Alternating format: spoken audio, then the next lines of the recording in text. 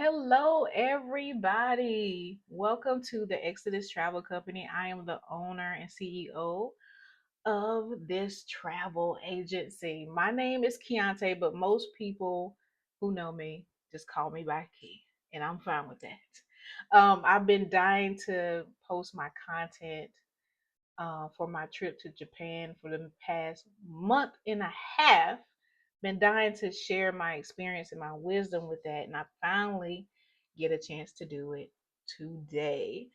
One of the things, so much information. First off, it's so much information to share.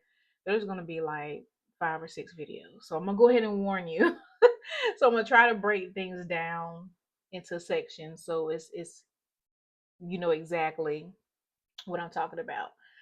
So for this particular video, I want to talk about how I turned a $12,000 trip to Japan into a budget luxury trip to Japan for only 5,000.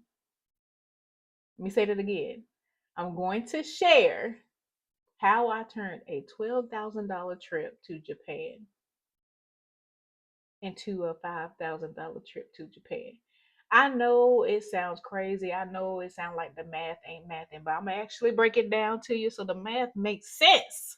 Okay? Listen, I'm all for the luxury, I'm all for the experiences, but I'm all for what is cost friendly. Because, I'm still a 9 to 5 employee, okay? So I want to talk to you about how I was able to work those numbers out for my benefit. So first off, when a lot of people may think that Japan is expensive and out of your budget. And I'm one of those people where, regardless of any trip I take, the trip can be as expensive as you want. It can also be as cheap as you want. It just depends on what you're willing to spend money on and what you're willing to compromise on. Okay, so you can go all out or you can reel it back in. Completely your choice. I wanted a nice balance. Okay, I wanted my luxury, but I also didn't want to break the bank to go. And so I was able to do that with this trip. And so I'm going to share that with you. And so when I started booking this trip, I wanted to use travel agents, even though I am one. I wanted to use one for this trip because I didn't know much about the area. And, social media is only going to share so much. So I wanted to have someone's expertise plan the trip. And so I spoke to maybe 3 or 4 agents, gave them my budget. I wanted my budget to stay. Last year I went to Bali, Indonesia, and my budget ended up being I spent about 4,200 for 2 weeks, and we stayed in two different parts. So I wanted to kind of stay around that, but I didn't want to go over 5,000 for Japan. And so I presented my budget, and a lot of the agents were like, "Girl, you need to increase that by another couple of thou. That's too low. That's too low. That's not possible. It's not possible for you to do this trip for 5,000, not to Japan." And I was like, what? And then a lot of people didn't want to plan it unless you gave a deposit, in which I understand that as a travel agent. But then it would require me to lock in, and I wasn't sure about what kind of prices you had yet. So, so one person quoted me $18,000 for the trip. $18,000 is 2 weeks staying in Kyoto and Tokyo. It included a few excursions and tours and a private driver. 18 grand. I said absolutely not. Mm-mm. Absolutely not. I want to go, but I want to go that bad. I said, so that's not going to work. So another person quoted me 15, same thing. I said, that's not going to work. And then another person, the last person I used quoted me 10. I said, those numbers are a little better, but I still, like, I couldn't see myself spending 10,000 to go to Japan. That was just my opinion. Now, somebody else might want to spend that much. I didn't want to spend that much, okay? So my goal was to keep my expenses My goal was to not compromise on certain things I wasn't willing to compromise on, and then find some alternatives for some things that I could compromise on. So I wanted to keep that budget around 5,000 as much as possible. So in order for me to do that, I had to be very strategic in how I planned this trip. And like I said before, I had to compromise on some things, and there were some things I'm not willing to compromise on. I'm gonna tell you one thing I'm not willing to compromise on: accommodations. Okay. I'm listen, if the rating ain't 4 or above, you won't see me staying there. I am an accommodations addict. I love amenities. So I'm not willing to bend on the hotels. I'm not, and there might be other people who might be willing to do that. I'm not that person. Okay. Accommodations are what the accommodations are. But I want to kind of give you all a breakdown in the cost of what I paid. So first of all, my flight was 1377. So I also got insurance, which made it a little bit more expensive. Probably would have been like 1200. But I flew out of Greensboro. I had a layover in Atlanta, and then from Atlanta, I went straight to Haneda Airport, which is in Tokyo. So if anybody lives in the Georgia area, guess what? You can have a direct flight to Japan. Okay. Now direct flights are more expensive. I will tell you that. Because I went with another friend, and her ticket ended up being, I think, $200 more, all because it was a direct flight. It's not fair, but it is what it is.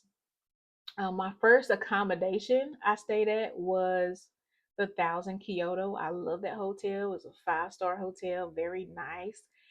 It was close to the Kyoto station, which we'll talk about in another video why that's important. So that one was $173.40 a night. We stayed there for 6 nights, so it ended up being mm, around 1330. So pretty much $665 a person a piece. And then our second accommodation was in Tokyo. We stayed there 6 nights. We actually stayed at the Tokyo Dome Hotel, which is a very nice hotel. The amenities were amazing. Okay, the amenities were amazing, but I stayed on the executive floor. And let me tell you, if you're gonna stay at the Tokyo Dome Hotel, stay on the executive floor. It is worth it. Trust me. But that one was 230.98 a night. So it came around 1692, which ended up being about $846 per person. My activities, and I'll talk about the activities I did in another video, ended up being around 1574. I also did a unique Komodo photo shoot that was not included in the activities. That was 147. So with my flight activities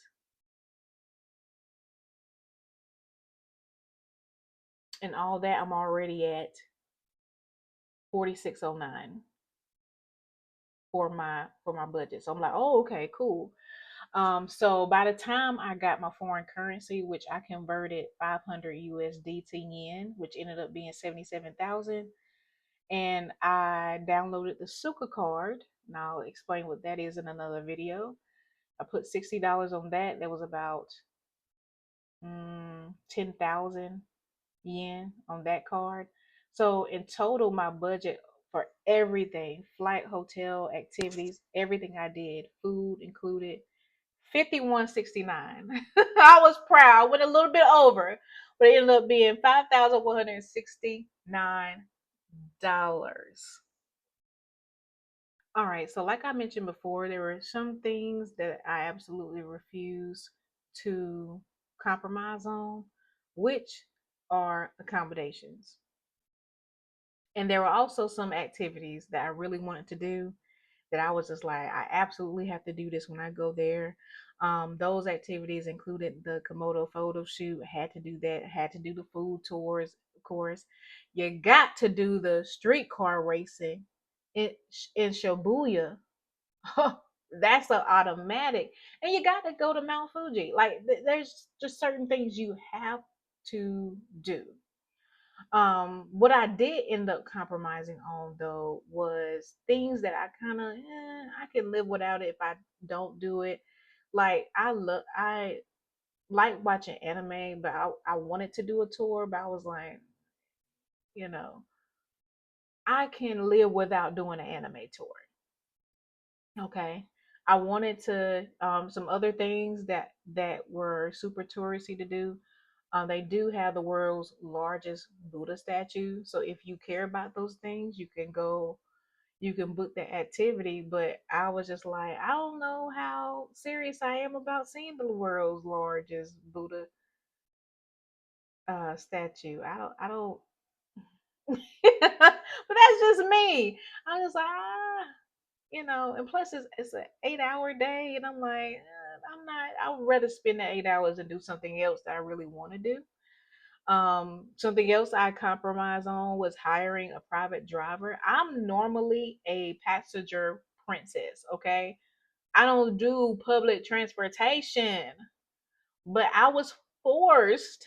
I was forced on this trip to ride public transportation because it was so expensive to hire a private driver. But I'm going to talk about that in another video too. But I did have to compromise on that, and it actually turned out to be a great experience. But I'll do that in another video. So my main thing for this trip was to mainly prioritize in order to get everything within my budget. I wanted to prioritize and put my focus on doing must see experiences, those things that I gotta do when I go, over just trying to do everything I see on TikTok. You know how you travel some places and you do certain activities, you're like, I could have did without that, but I did it because I saw it on social media. You know what I'm saying? That part.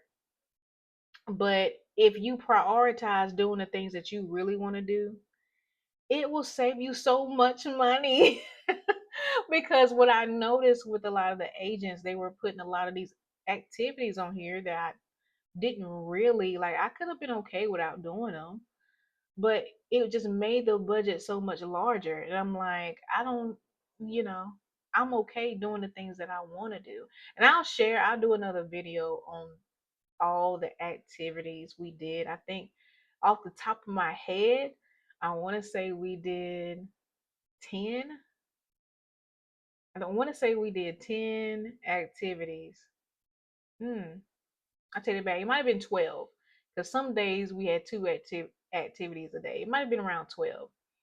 However, it was everything I wanted to do. Regardless, it was everything that I wanted to do. But it ended up saving me a lot of money doing it, doing the things I really wanted to do and didn't want to compromise on, versus just doing everything because you are afraid. You got FOMO, you got fear of missing out. I gotta do everything while I'm here. It's not possible to do everything. Just prioritize what you want to do. So here's another way I say, like I said before, I took public transportation. I cannot emphasize that enough. I took public transportation. It is so much cheaper to do that. Trust me, hear my voice. It is so much cheaper to do public transportation in Japan than it is to hire a private driver. Okay. And this is coming from a passenger princess. Like, I like to be escorted. I like to be shuffled around. I like to be, listen, pick me up at my doorstep and take me where I need to go. I am not for hopping on trains, trying to figure out what line I got to be on. That is not my forte. But I had to grow up on this trip for sure. I had to grow up quick, but I actually ended up enjoying it. So I'm glad that I did it. But again, I was forced. I was forced. Um, but to get around, I used the bullet train in order to get from, because like I said before, I landed in Haneda Airport, which is in Tokyo. I took the bullet train all the way to um, Kyoto. And the bullet train tickets, I'll go over that in another video because I can go over more detail on that one. Um, Tickets are, might be around $100. Might be a little bit more if you want to be bougie. Okay. I ordered my tickets on Cloak. I ordered them on there because that was one of the websites I can easily understand. It was easy to order them. It made sense. Again, I will go over more detail in another video about my process with that.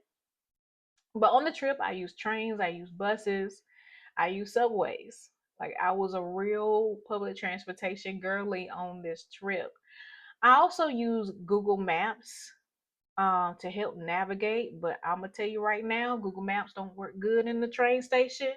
But I will don't lesson learned. But I will cover that experience in another video.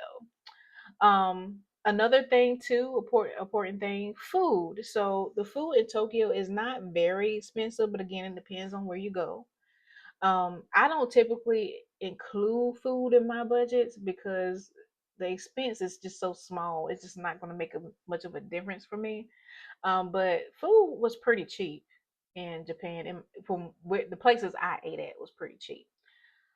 So in Tokyo, the best places to eat were Shinjuku and Shibuya had the better restaurants. We ate in Shibuya.